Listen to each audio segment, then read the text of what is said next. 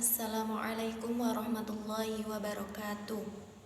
Alhamdulillahirabbil alamin wa bihi nasta'in wa ala umurid dunya waddin wassalatu wassalamu ala asyrafil anbiya'i wal mursalin wa ala alihi wa sahbihi ajma'in.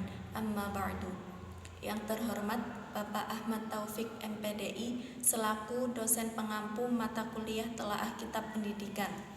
Semoga senantiasa dirahmati dan diberkahi oleh Allah Subhanahu wa taala. Amin.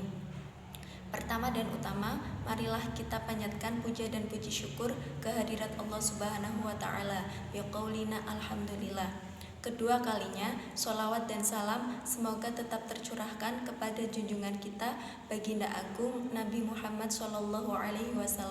Semoga kita semua mendapatkan syafaat dari beliau. Amin amin ya rabbal alamin. Langsung saja, sebelumnya perkenalkan, nama saya Saumi Afiani, NIM 2118070 dari kelas A. Pembuatan video ini sebagai pemenuhan tugas akhir semester mata kuliah Telaah Kitab Pendidikan. Kita pasti sering mendengar salah satu kitab yang mana kitab ini menjadi pedoman bagi para penuntut ilmu dan para santri. Kitab tersebut yaitu Kitab Ta'lim Muta'alim. Kitab ini merupakan salah satu kitab karangan Asy-Syaikh Az-Zarnuji. Kitab ini berisi 13 bab, yang mana dalam setiap bab memiliki nilai-nilai yang sangat berharga. Lalu, bagaimana tanggapan saya mengenai Kitab Ta'lim Muta'alim? Menurut saya, Kitab Ta'lim Muta'alim merupakan salah satu kitab yang sangat penting untuk dikaji bagi para penuntut ilmu dan para santri. Mengapa? Kita belajar, kita menuntut ilmu pasti menginginkan keberkahan, kemanfaatan, dan keberhasilan dari ilmu yang kita pelajari. Lalu, bagaimana caranya agar kita mendapatkan keberkahan, keberhasilan tersebut? Untuk mendapatkannya, maka kita harus berupaya untuk bisa mendapatkan ridho guru. Kita harus memuliakan guru dan kita harus memuliakan ilmu, serta bagaimana cara kita untuk bisa menahan diri dari hawa nafsu. Khairun nas anfa'uhum linnas, bahwa sebaik-baiknya manusia adalah yang bermanfaat bagi orang lain. Asy-Syaikh Az-Zarnuji menjelaskan semua kebutuhan para santri dan adabiyah-adabiyah yang harus dimiliki oleh seorang santri agar ilmu mereka bermanfaat. Hal ini dijelaskan oleh beliau secara gamblang dalam kitab Ta'lim Muta'alim. Bahkan beliau juga menjelaskan waktu-waktu terbaik bagi seorang santri untuk bisa belajar. Menuntut ilmu bukanlah perkara yang mudah, bukan berarti menuntut ilmu itu harus ditinggalkan. Menuntut ilmu penuh dengan ujian dan cobaan. Hanya orang-orang yang bersabar, hanya orang-orang yang ikhlas yang mampu untuk melaluinya. Oleh karena itu, dalam menuntut ilmu perlu persiapan diri agar mampu untuk melaluinya. Dan perlu diketahui bahwa buah dari menuntut ilmu itu sangat mulia. Derajat yang tinggi di sisi Allah didoakan oleh para malaikat menjadi jaminannya.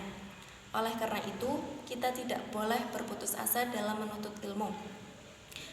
Salah satu penyakit yang sering dirasakan oleh para santri atau penuntut ilmu adalah sifat sombong. Oleh karena itu, kita harus berupaya agar diri kita terhindar dari penyakit tersebut. Bukan hanya sombong, tetapi penyakit-penyakit hati lainnya harus kita bersihkan.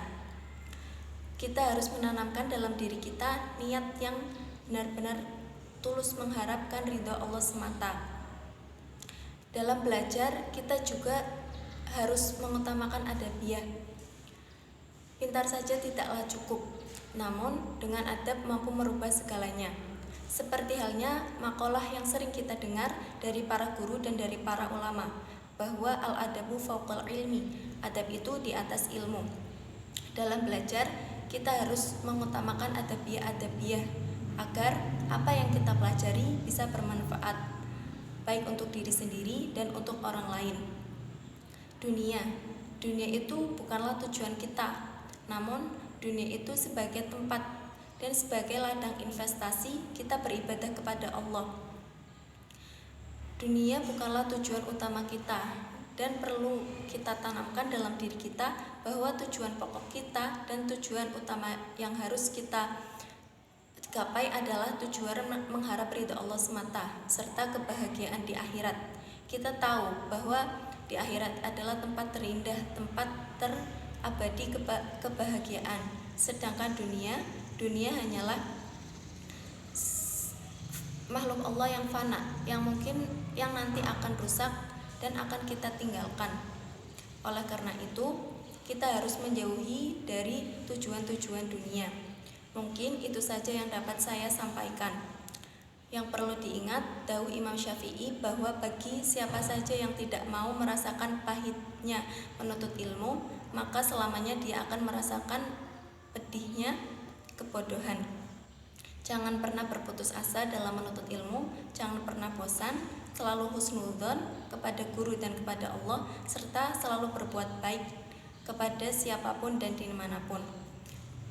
Mohon maaf atas segala tutur kata yang salah, kebenaran datangnya dari Allah dan saya adalah manusia biasa yang penuh dengan kesalahan. Terima kasih. Wassalamualaikum warahmatullahi wabarakatuh.